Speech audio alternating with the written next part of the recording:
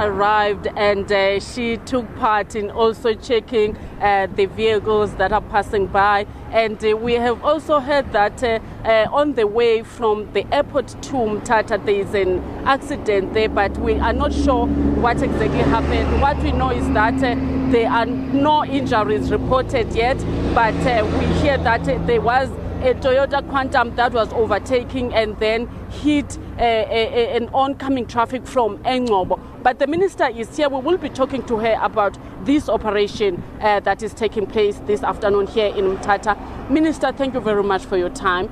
What are you doing here today and why? Yes, it's part of our work.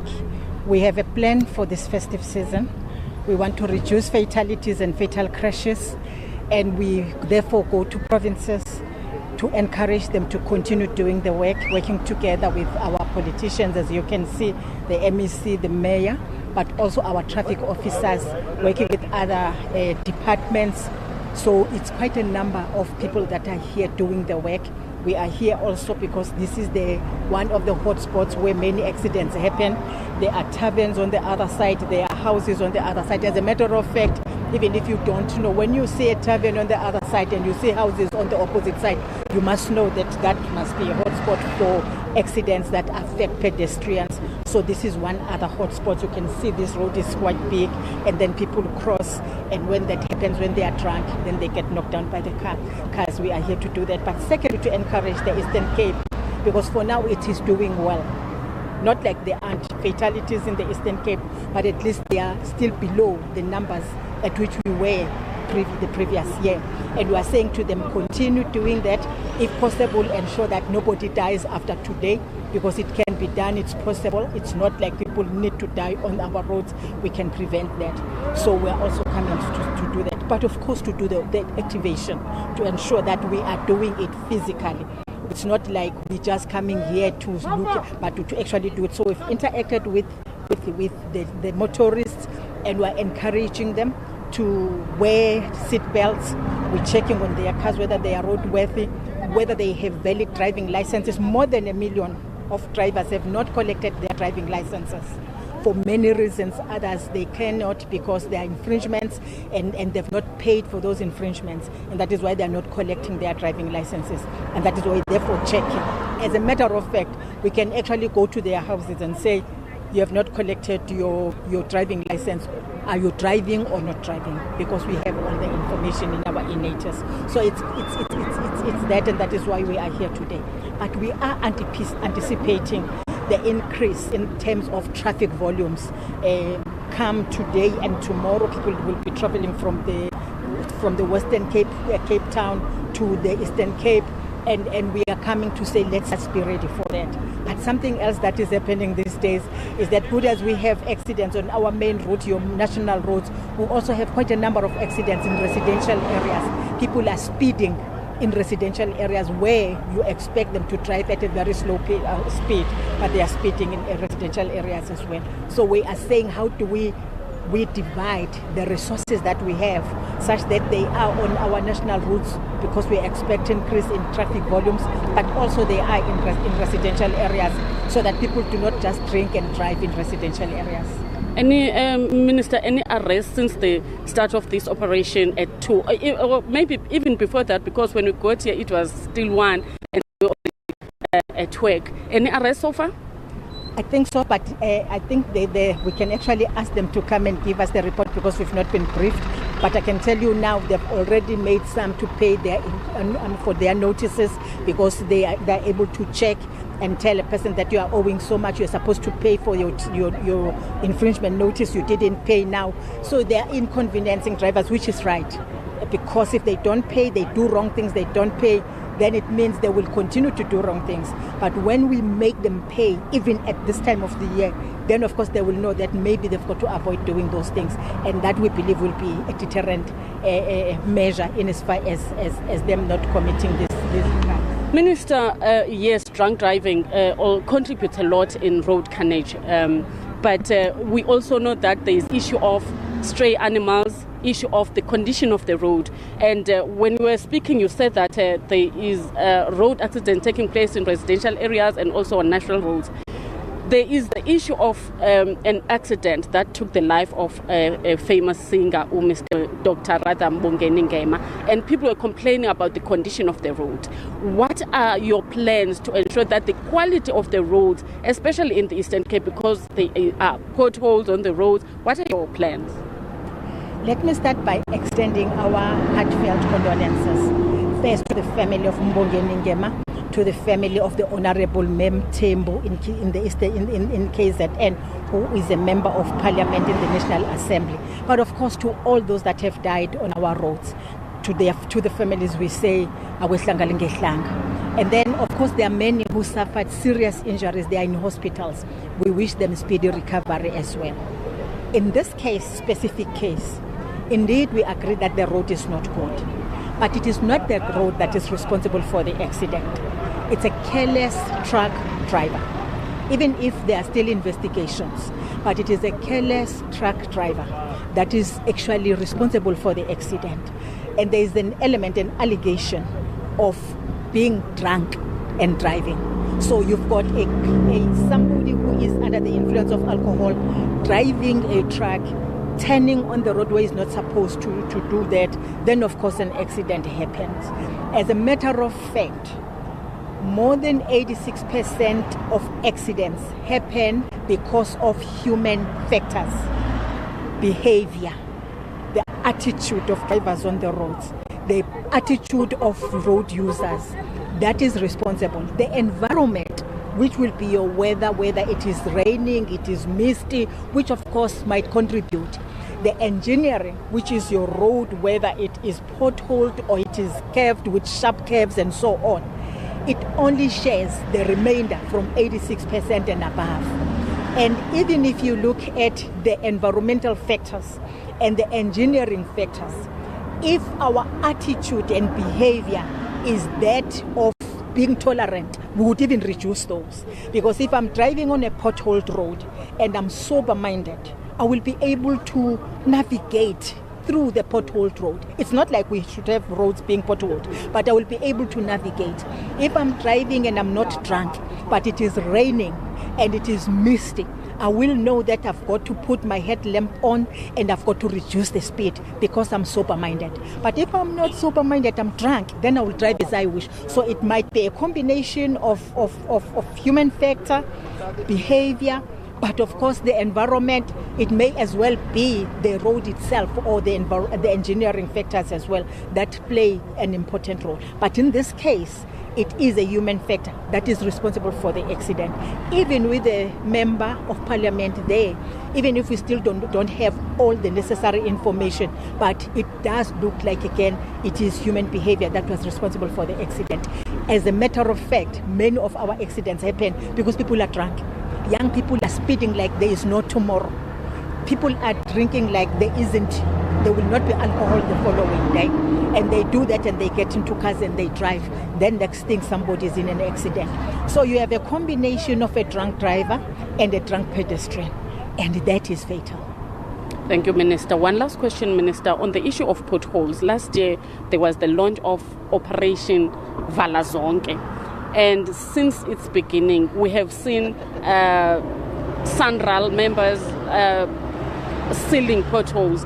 But come heavy rains, that all is damaged. How are you making sure that the quality of the roads now, or of the engineering of the roads, is good? Okay.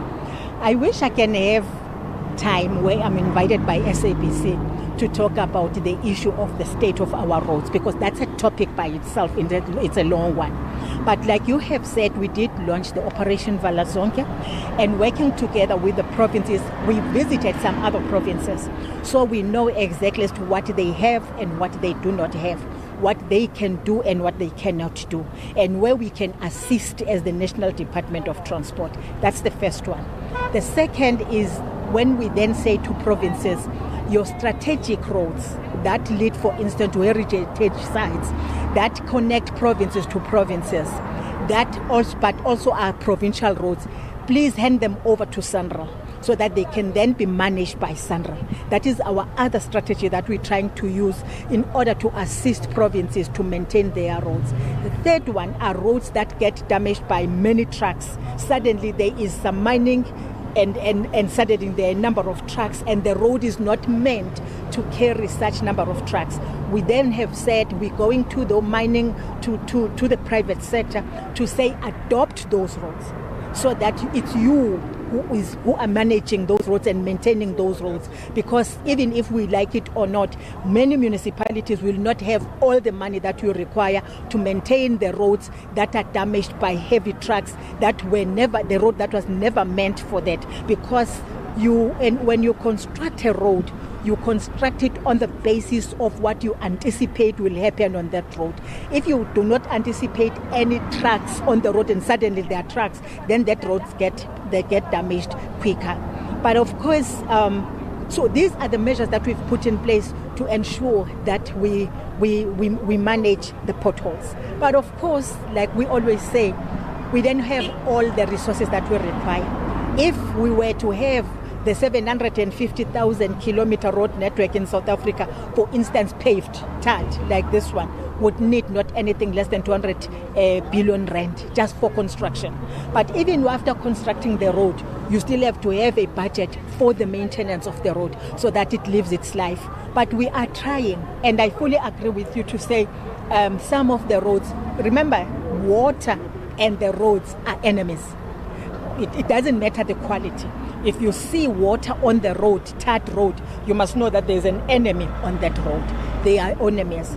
But of course, one other thing that hurts us most, it's when people do not have water. When people do not have anything else, then the next thing, they take tires, they burn the road. Where there is that burning, you must know that there will be a pothole.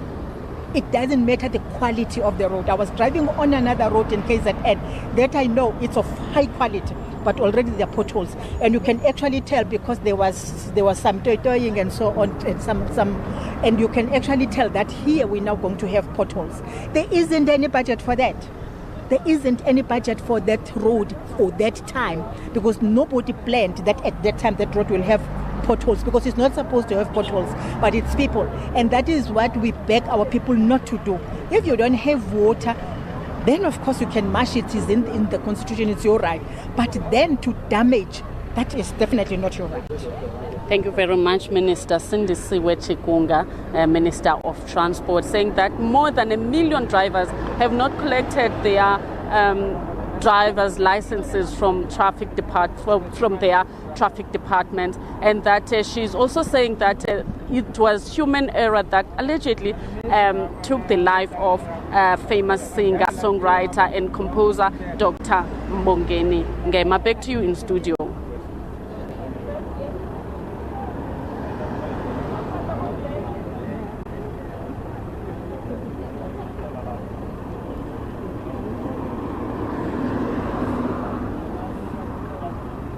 Okay. Minister, bathi bazakubiza. Uzicelele ngokwakho awutshongo uthi. Izasinceda lokho. MEC intoni le bakunika yona bafuna ndibuze yona? Yes. Intoni le bakunika yona? No, into bana imoto zi 160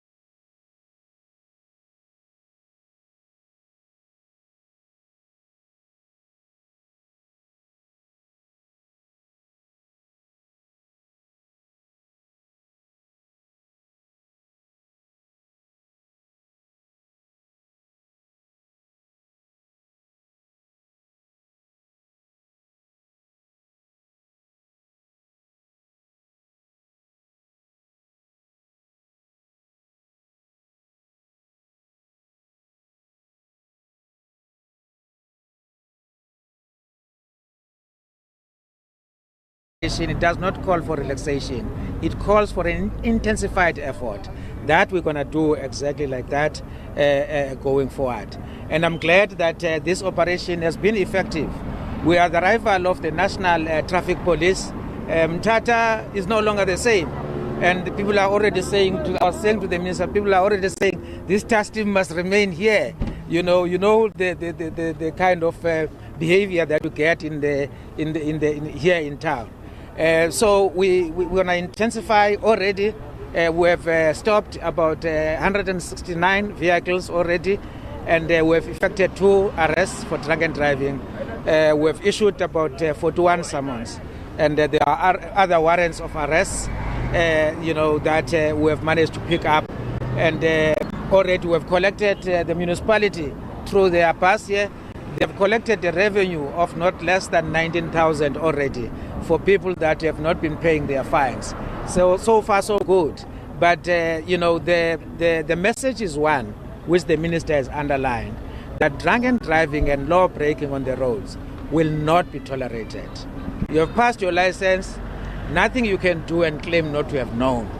You do it deliberately. And people will miss their own New Year's to spend with their families. We're going to ensure that they spend the New Year behind the bars. They appear on the 2nd, apply for a bail, then join the family on the 3rd or the 2nd. So they mustn't take chances. No, yeah. I think it's close again.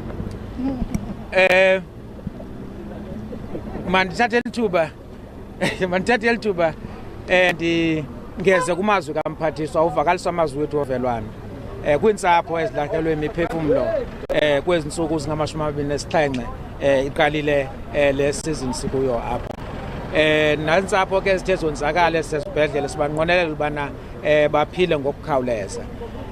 Siyafuna ke ugxininisa into yobana isikhokelo somphathiswa siyasincedisa kakhulu ngoba ulapha uzosikhuthaza ngoba uyiqaphela into yobana iprovinsi yethu ihlile kakhulu xa uthelekisa kwixesha eledlulileyo.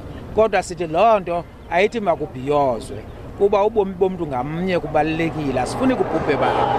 Sithi ke xa uminister olapha ithi ke ngolo masiqinise senze ngakumbi iprovinsi yethu ihlisa amanani okubhubha kwabantu ezindleleni, yilahleko kwintsapho, yilahleko kwiprovinsi. Sithi ke siyabulela kuminister. Sithi sawuqinisa ke umntu onencwadi zokuqhuba akanasizathu sokuphula umthetho ngoba upasile lo muntu. Yiyo lento singazuhleka nanye ehlekisayo. Obanjiweyo ubanjelwe phansi kwempembelelo zotywala uzawuvalelwa applyele ibheyili. Inew year akazuyityana entsapho zakhe. Icebo sukophula umthetho, icebo sungena emotweni usele utywala, icebo qhuba imoto esemgangathweni, ungaqhuba imoto engekho sendleleni. Bakubanjwe umthetho, sithobelane sinyamezelane. Kubanjwe abantu ababini abaphansi kwempembelelo zotywala. Kule ndawo sikuyo sizimisile imoto ezipha kwi-169. Siyiqokelela imali kwapha umasipala efikileyo pha kuma-9,000 abantu bengabhatala amatikiti wabo. Sizawuqinisa, sizabangqongqo ngokubheka phambili uqinisekisa abantu babamba umthetho. Asize kum. Thank you. So ungayibuyisa nje uba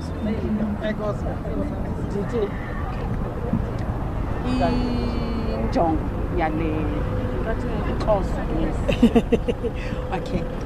Size la e-Eastern Cape njenge part ye program yethu ukuthi sivakashele ama provinces ethu siyobanikeza umdlandla but sibone ukuthi benza kahle. Lena ke i-Eastern Cape yenye yama provinces esenza kangcono kakhulu kunawo wonke ekwehliseni amazinga eingozi emgaqweni kanye nabantu abashonayo emgaqweni. Sesithi ke asize sizobanika lamandla ukuthi baqhubeke benze kanjalo. Uma bekuya ngathi ngabe sithi akuzuba namuntu ozoshona after sikhona la namuhla, kodwa lokho bangaku-achieve uma ngabe abantu bakithi besebenzisana nathi. Naye umuntu azi ukuthi ngokwami nginomsebenzi wokuwenza ukuthi kungabi nengozi njengoba eseshilo uMEC enye yakhona esibukayo kakhulu abantu baphuza sengazi ukuthi ngeke utshwala bube khona kusasa. Kulungile kumuphuza phuza but musukungena emotweni udrive sewuphuzile. Abantu abasha bagijima ngespeed esimangalisayo emgaqweni emkhulu kanye nasemakhaya endaweni zasemakhaya emalokishini sizobakhumbuza abantu bakithi ukuthi cha ispeed limit phela uma ngabe usuku residential area asidluli ku 60 kilometers kanti futhi ke ubuka nje nanokuthi yini enye ekhona akusho ukuthi angeke uyidrive imoto yakho ngo 20 kilometers per hour uma isimo sikucela ukuthi wenze njalo sizobakhumbuza lokho nokuthi awukwazi ukuthatha imoto uyifake emgaqweni uyibona kahle ukuthi ayikho roadworthy next thing iqhawnyelwa amathaya emgaqweni sekuba yingozi kanjalo sizokhumbuza abantu bakithi ukuthi uyabona njengoba uhamba emgaqweni awumazi udrive olandelayo ukuthi uzokwenza ini kune possibility ukuthi kufanele ufake ama dead brakes into yama seat belts iyakusave noma ngabe kuthiwa imoto iyaphenduka so akubona abantu abahleli phambili udriver nepassenger ka driver nabahleli ngemuva bayaboshwa ama seat belts so that uma kwenzeka ingozi ayakusave ama seat belts esikhathini esiningi so sizokhumbuza lokho abantu awukwazi ukudriver ungenayo invalid license ilicense yakhe ifanele iphile ukuthi isenesikhathi sokuqhubeka sikubukile kunabantu abangaphezulu kuka